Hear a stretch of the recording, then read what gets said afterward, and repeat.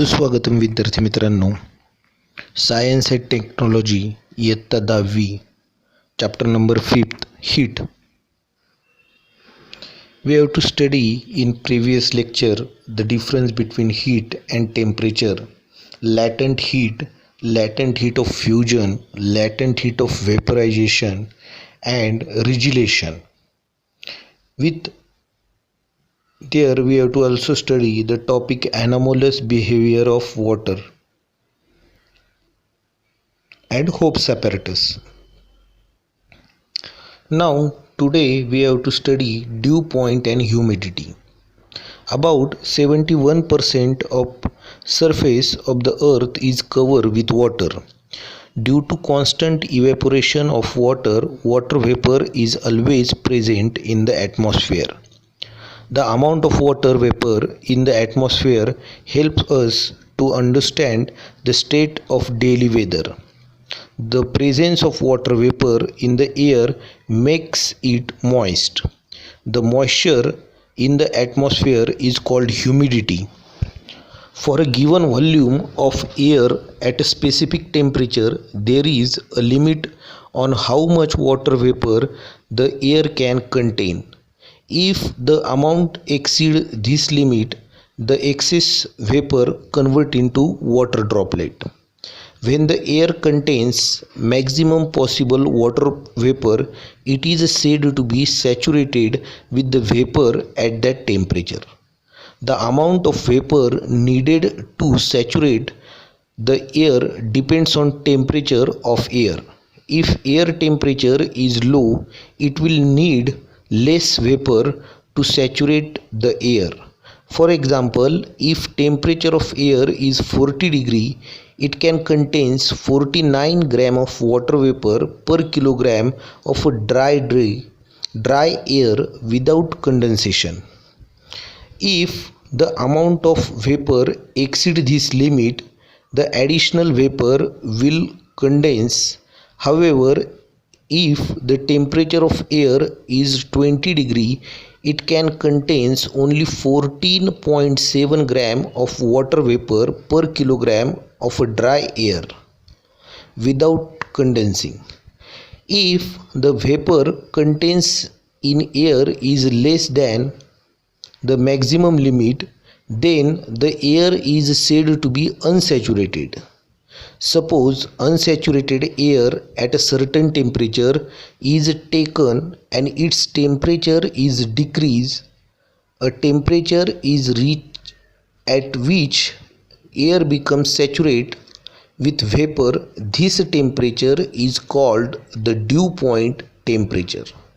That means it is easily understood that if temperature is not sufficient of atmosphere, then unsaturated air at a certain temperature is taken and its temperature is decreased. A temperature is reaches at which the air becomes saturated with vapor. This temperature is called dew point temperature.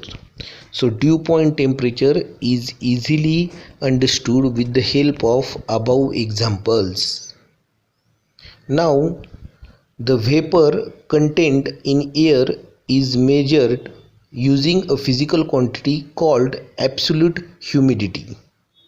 The mass of vapor present in unit volume of air is called as absolute humidity. Generally, absolute humidity is measured in kilogram per meter cube.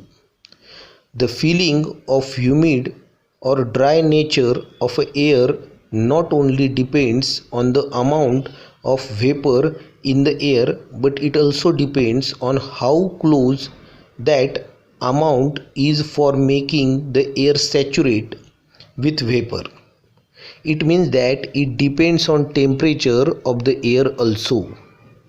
The ratio of actual mass of a vapor content in air for a given volume, the temperature to that required to make the air saturate with vapor at that temperature is called relative humidity. So percent relative humidity is equal to actual mass of water vapor contained in the air in a given volume divided by mass of a vapor need to make the air saturate in the volume into 100. So student, the relative humidity at the dew point is 100%. If the relative humidity is more than 60%, we feel that air is humid. If the relative humidity is less than 60%, we feel that air is dry. During winter season, you may have observed a white trail at the back of flying plane in a clear sky. As the plane flies, the vapor released by the aeroplane engine condense and form a cloud.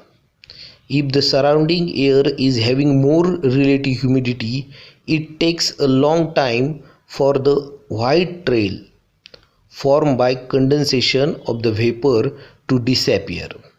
If the relative humidity of surrounding air is less, either the size of white trail may be small or it not even get formed. सो विद्यार्थी मित्रांनो, आकाशामध्ये जे पांढरं एक एरोप्लेनच्या मागे आपल्याला ढग दिसतात, तर ज्यावेळेस रिलेटिव्ह ह्युमिडिटी ही जास्त असते त्यावेळेस ते पांढरे ढग हे डिसॅपियर व्हायला बराचसा कालावधी लागतो. पण ज्यावेळेस रिलेटिव्ह ह्युमिडिटी ही कमी असते सराउंडिंग एअरपेक्षा, त्यावेळेस ते एक तर दिसत नाहीत किंवा त्यांची साईजसुद्धा कशी असते, कमी असते.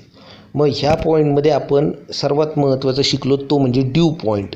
की ड्यू पॉईंट म्हणजे काय, की अनसॅच्युरेटेड एअर जी काही असते ॲट अ सर्टन टेम्परेचरला is taken and its temperature, त्याचं टेम्परेचर हे काय केलं जातं, डिक्रीज होतं. Temperature is reach at a which the air becomes saturate, कुठपर्यंत की त्या एअरला सॅच्युरेट करण्यापर्यंत ते टेम्परेचर डिक्रीज होतं with vapor and this temperature is called dew point temperature. त्यानंतर आपण रिलेटिव्ह ह्युमिडिटी बघितली की actual mass of water vapour content in a air is given in a volume divided by mass of a vapour need to make the air saturate in the volume into 100. आणि त्यानंतर relative ह्युमिडिटीबद्दल आपण बघितलं की relative humidity at a dew point is 100%. आणि जर ती more than 60% असलं तर आपल्याला एअर ही ह्युमिड जाणवते आणि लेस दॅन 60% असलं तर एअर आपल्याला ड्राय जाणवते. तर ह्युमिडिटी रिलेटिव्ह ह्युमिडिटी ही जर जास्त असली तर आपल्याला आकाशामध्ये जे प्लेन जातं तर त्याची जी काही फ्युएलचं एअर असते त्याची कंटेंट असतात ती पांढऱ्या शेपटीप्रमाणे दिसतात. आणि जर ह्युमिडिटी ही कमी असली तर ते एक तर दिसतच नाहीत किंवा एकदम स्मॉल कंटेंटमध्ये आपल्याला ते दिसत असतात. These two observations we seen in the presence of water vapor in the atmosphere. When air cools due to decrease in temperature, it becomes saturate and water vapor. As a result, excess of water vapor get converted into tiny droplets. The dew point temperature is decided by the amount of vapor in the air. की dew point हा कसा determine होतो, तर ते amount of air जी काही present असते एअरमध्ये त्याच्या आधारावर हा ड्यू पॉईंट डिसाईड होत असतो. Next one, unit of heat. The unit of heat are joule in SI unit, calorie in CGS unit. आणि हीटबद्दल आपल्याला माहिती आहे की to raise the temperature of 1 gram of water by 1 degree Celsius from 14.5 degree to 15.5 degree is called 1 calorie heat. Similarly, the amount of heat necessary to rise the temperature of 1 kilogram of water by 1 degree Celsius from 14.5 degree Celsius to 15.5 degree Celsius is called 1 kilocalorie heat. It is clear that 1 kilocalorie is equal to 1000 calorie. If आता याच्यामध्ये काही points आपल्याला remember करायला दिलेत की ज्याच्यामध्ये conversion आहे. 1 kilo calorie is equal to 4.18 joule. आणि जेम्स प्रेस्कॉट जूल या शास्त्रज्ञांनी याच्याबद्दलचं संशोधन केलं आहे आणि त्यांच्या स्मरणार्थ हे युनिट हीटचं आपण दिलेलं आहे joule. Next one, specific heat capacity. Specific heat कॅपॅसिटीला इथे एक एक्झाम्पल दिलं आहे की वॅक्सचं एक पूर्ण क्यूब घेतलेला आहे आणि त्या वॅक्सच्या क्यूबवर 3 धातूंचे गोळे हे हीट करून सेम टेम्परेचरला हीट करून किंवा 3 spheres in boiling water in the beaker for some time आणि after that these 3 spheres were put immediately on the thick slab of wax. आता याच्यामध्ये असं नोट डाऊन होतं आहे की आयरनचा जो काही स्पेअर आहे तो डीपली काय होतो आहे त्या स्पेअरमध्ये बरीड होतो आहे. त्यानंतर कॉपरचा त्याच्यापेक्षा थोड्याशा कमी अंतराने बरीड होतो आहे आणि सर्वात कमी लीडचा होतो आहे. त्याच्या मागं काय तर specific heat capacity of material आहे. कशा पद्धतीने ते पाहूयात आपण. The spare which absorb more heat from the water will give more heat to wax.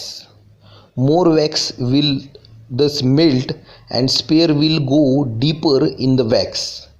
It can be observed that iron sphere goes deepest in the wax, lead sphere goes least and copper sphere goes intermediate depth. As shown in the figure, this shows that for equal rise in temperature, the 3 spheres have absorbed different amount of heat. This means that property which determine the amount of heat absorbed by sphere is different for the 3 spheres, and this property is called specific heat capacity. The amount of heat energy required to rise the temperature of unit mass of an object by 1 degree Celsius is called as a specific heat of that object. आता इथे काही water, त्याच्यानंतर paraffin, kerosene, aluminium काही substances दिलेत की ज्यांची specific heat capacity आपल्याला दिलेली आहे. The specific heat capacity is denoted by letter small c and the SI unit of specific heat capacity is joule per degree Celsius and degree Celsius kilogram and CGS unit is calorie per gram degree Celsius.